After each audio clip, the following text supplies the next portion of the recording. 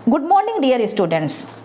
आज हम वह चिड़िया जो कविता का प्रसंग सहित व्याख्या जानेंगे। तो सबसे पहले हम यह जान लें कि प्रसंग क्या होता है और व्याख्या क्या होती है, ठीक है ना। तो प्रश्न इस तरह से आपका आ सकता है, दिए गए कविता का या अंश का या खंड का प्रसंग या सप्रसंग सहित व्याख्या कीजिए।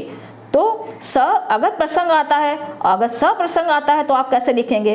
तो सप्रसंग का अर्थ होता है प्रसंग सहित, ठीक। तो कविता की व्याख्या करने से पहले हम प्रसंग लिखते हैं। जब भी कविता की व्याख्या करने आएगी, कुछ पंक्तियां आपके सामने आएगी, तो सबसे पहले आपको प्रसंग लिखना होता है। तो प्रसंग क्या होता है? प्रसंग में हम लिखते क्या हैं? तो प्रसंग में पुस्तक का नाम, सबसे पहले हम लिखेंगे पुस्तक का नाम, ठीक।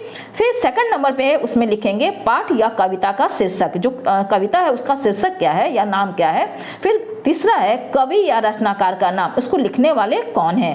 फिर फोर्थ है आपका जिन पंक्तियों या अंश का व्याख्या या वर्णन करना है उस विषय का संक्षिप्त वर्णन, यानी एक या दो पंक्ति में उसका वर्णन करना है। तो उसके बाद व्याख्या क्या होता है? व्याख्या में आप सारी पंक्तियों का अच्छे से विस्तृत रूप से आप उसका अर्थ समझाएंगे।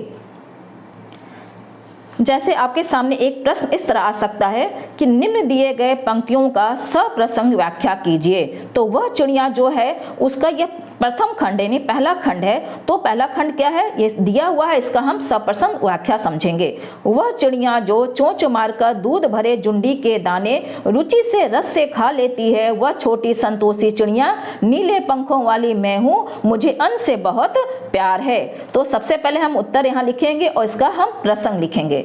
तो प्रसंग में जैसे आपको समझाया गया है कि कैसे कैसे लिखना है, तो ऐसे शुरू करते हैं। प्रस्तुत पंक्तियां हमारी पाठ्य पुस्तक वसंत भाग 1 में संकलित कविता वह चिड़िया जो से ली गई है। इसके कवि केदारनाथ अग्रवाल जी हैं। इन पंक्तियों में चिड़िया के संतोषी गुण व उसके अनाज से प्यार का वर्णन किया गया है।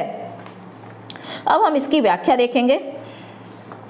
व्याख्या है, इन पंक्तियों में कवि चिड़िया के विषय में बताते हुए कहते हैं कि वह छोटी नीले पंखों वाली चिड़िया अत्यंत संतोषी स्वभाव वाली है। वह अपने चोंच से दूध से भरी जौ या बाजरे के दाने को बहुत पसंद यानी मन से खा लेती है और खुश हो जाती है। उसके लिए थोड़ा दाना ही पर्याप्त है।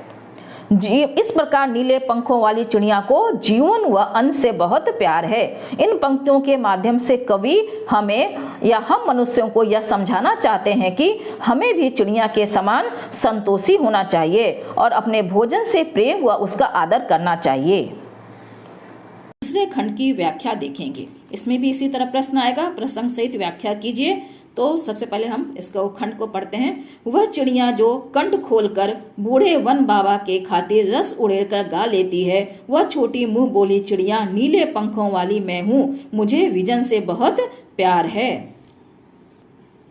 अब इसका प्रसंग हम देखेंगे। प्रस्तुत पंक्तियां हमारी पाठ्य पुस्तक वसंत भाग 1 में संकलित वह चिड़िया जो नामक कविता से ली गई है।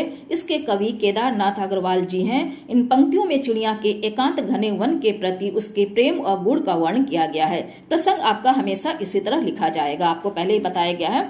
अब हम इसकी व्याख्या देखेंगे। व्याख्या, इन पंक्तियों में कवि चिड़िया के विषय में बताते हुए कहते हैं कि छोटी नीले पंखों वाली चिड़िया को पुराने घने जंगल से बहुत प्यार है, क्योंकि वह उसका घर है। उस एकांत घने वन रूपी घर के लिए वह अपना गला खोलकर यानी कंठ खोलकर गाना गाती है। इस प्रकार अपने मधुर और सुरीले आवाज यानी गीतों से वह चिड़िया सारे वातावरण में रस घोल देती है। यह चिड़िया के स्वभाव से हमें यह प्रेरणा मिलती है कि हमें भी हर परिस्थिति में खुश रहना चाहिए।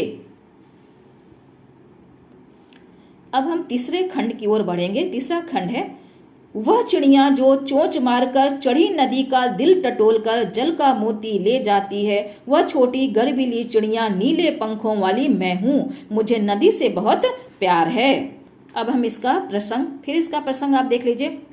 प्रस्तुत काव्यांश हमारी काव्यांश यानी प्रस्तुत पंक्तियां भी लिख सकते हैं और काव्यांश भी लिख सकते हैं। तो प्रस्तुत काव्यांश हमारी पाठ्य पुस्तक वसंत भाग 1 से लिया गया है, जिसका नाम है वह चिड़िया जो। इसके कवि केदारनाथ अग्रवाल जी हैं। इन पंक्तियों में चिड़िया के साहसी और स्वभाव और साथ ही उसके नदी के प्रति प्रेम का वर्णन किया गया है। अब हम इसका व्याख्या देखेंगे। व्याख्या। इन पंक्तियों में कवि कहते हैं कि चिड़िया अत्यंत साहसी है। इतनी छोटी होते हुए भी लबालब भरी नदी का मोती जैसे पानी की बूंद को पीकर अपनी प्यास बुझाती है। यहाँ चिड़िया के साहसी आत्मविश्वास जैसे गुणों का परिचय मिलता है। इस साहसी चिड़िया को नदी से बहुत प्यार है। अतः हमें यह सीख मिलती है कि हमें भी हर परिस्थिति का सामना डट कर करते हुए आगे बढ़ते रहना चाहिए। तो आशा करते हैं कि आपको अच्छे से समझ में आया होगा। अगर नहीं आता है, कुछ और चाहिए, तो कमेंट के द्वारा आप लोग जरूर बताएंगे। इसके बाद हम इस अध्याय के प्रश्न उत्तरों को करेंगे। धन्यवाद।